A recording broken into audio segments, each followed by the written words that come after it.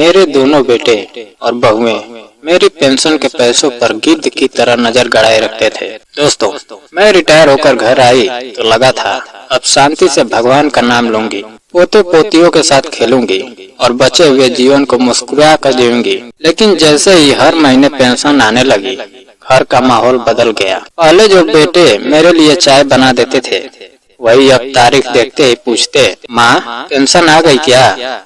और बहुएं जो पहले मुझे माझी कहकर गले लगती थी, अब मेरी अलमारी और पर्स पर नजर रखती थी।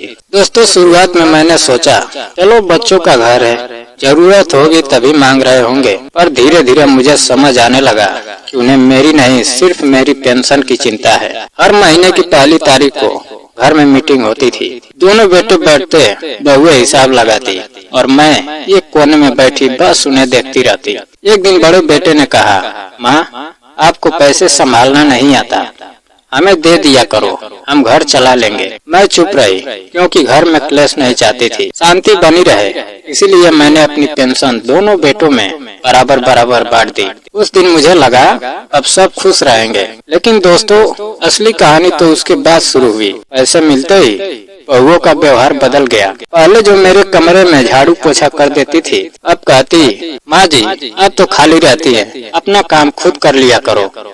पहले जो मेरे लिए दूध उबाल कर रखती थी, अब कहती, दूध खत्म हो गया, चाय पीनी हो तो खुद बना लो। मुझे लगा शायद घर में खर्च बढ़ गया है, इसलिए मैंने कुछ नहीं कहा। लेकिन एक दिन जब मैंने दवा के पैसे मांगे तो छोटी बहू बोली, माँ जी इस महीने तो बहुत खर्च हो गया, अगले महीने ले लेना। दोस्तों, उस दिन मुझे पहली बार एहसास हुआ कि मैंने अपनी ही जिंदगी अपने हाथों से उनके हवाले कर दी है। पेंशन तो दे दी, लेकिन बदले में मुझे सिर्फ ताने मिले। धीरे धीरे हाल ये हो गया कि मुझे 2 वक्त की रोटी भी गिन कर मिलने लगी। कभी रोटी छोटी होती तो कभी सब्जी खत्म हो जाती। मैं चुपचाप पानी पीकर सो जाती। रात को भूख से पेट दर्द करता, लेकिन किसी को फर्क नहीं पड़ता। एक दिन मैंने बड़े बेटे से कहा, बेटा थोड़े पैसे दे दो, दवा खत्म हो गई है। उसने मोबाइल से नजर उठाए बिना कहा, माँ अभी नहीं है, बाद में देखेंगे, और बात कभी आया ही नहीं। दोस्तों, कई रातें मैंने बिना दवा और बिना खाना खाए काटी, लेकिन घर में झगड़ा ना हो इसलिए चुप रही। एक दिन तबीयत इतनी खराब हो गई कि मैं बाथरूम में गिर पड़ी। घंटों वही पड़ी रही, किसी ने आवाज तक नहीं सुनी। जब खुद उठकर कमरे में आई तो देखा दोनों बहुएं टीवी देख रही थी और हंस रही थी। उस रात मैंने तय कर लिया कि अब बहुत हो गया। अगले दिन मैं चुपचाप बैंक गई और अपनी पेंशन का अकाउंट बदलवा लिया, नया एटीएम बनवाया और पासबुक छिपा कर रख ली। दोस्तों, मैंने किसी को कुछ नहीं बताया। महीने की पहली तारीख आई तो घर में फिर वही मीटिंग लगी। बड़े बेटे ने पूछा, माँ पेंशन आ गई क्या? मैंने धीरे से कहा, नहीं आई, शायद सरकार ने बंद कर दी। यह सुनते ही दोनों बहुएं चुप हो गई। अगले कुछ दिनों में उनका असली चेहरा सामने आ गया। अब ना कोई मुझसे बात करता, ना मेरे कमरे में आता, खाना भी कभी कभी मिलता।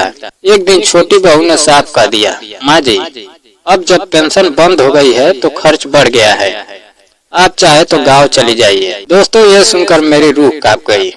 जिस घर को बनाने में मैंने अपनी जिंदगी लगा दी, उसी घर से मुझे जाने को कहा जा रहा था। उस रात मैंने चुपचाप अपना पुराना बैग निकाला, उसमें 2 जोड़ी कपड़े रखे और सुबह होते ही घर से निकल गई। लेकिन जाने से पहले मैंने एक काम किया।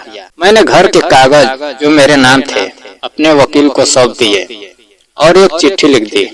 दोस्तों, मैं सीधे वृद्ध आश्रम चली गई, जहाँ मेरे जैसे कई माएँ रहती थी। वहाँ पहली बार मुझे सुकून मिला। अपनी पेंशन से मैंने अपना इलाज करवाया, अच्छे कपड़े खरीदे और भगवान का नाम लेने लगी। उधर मेरे बेटे और बहुएं हर महीने पेंशन का इंतजार करते रहे, लेकिन जब कई महीने तक पैसे नहीं आए तो उन्हें शक हुआ। उन्होंने बैंक जाकर पता किया तो सच्चाई सामने आ गई कि पेंशन तो आ रही है, लेकिन अब मेरे नए अकाउंट में। घबरा कर वे मुझे ढूंढते हुए वृद्ध आश्रम पहुँचे। वहाँ आकर रोने लगे, माँ हमें माफ कर दो, घर चलो। मैं मुस्कुराई और कहा, अब किस लिए, पेंशन के लिए या माँ के लिए? दोस्तों, उनकी आंखें झुक गई। तब मैंने वकील को बुलाकर कागज उनके सामने रख दिए। घर अब वृद्ध आश्रम के नाम हो चुका था। मैंने साफ कहा, जिस छत के नीचे माँ को रोटी और दवा न मिले, उस छत पर तुम्हारा हक नहीं। अब ना तुम्हें मेरी पेंशन मिलेगी और ना ही वो छत। दोनों बेटे और बहुएं स्तब्ध रह गए। उस दिन पहली बार उन्होंने समझा कि माँ को बोझ समझने की कीमत कितनी भारी होती है। और मैंने अपने जीवन की सबसे बड़ी शांति उसी दिन महसूस की, जब मैं अपने कमरे में बैठकर भगवान का नाम ले रही थी और कोई मुझसे पैसे नहीं, सिर्फ मेरा हाल पूछने आया। दोस्तों, याद रखना, माँ बाप की पेंशन नहीं, उनका आशीर्वाद सबसे बड़ी दौलत होता है। जो इसे नहीं समझते, उन्हें आखिर में ना पेंशन मिलती है और ना ही माँ का प्यार। दोस्तों, अगर कहानी पसंद आई हो तो वीडियो को लाइक और चैनल को सब्सक्राइब करना ना भूलें। जय हिंद।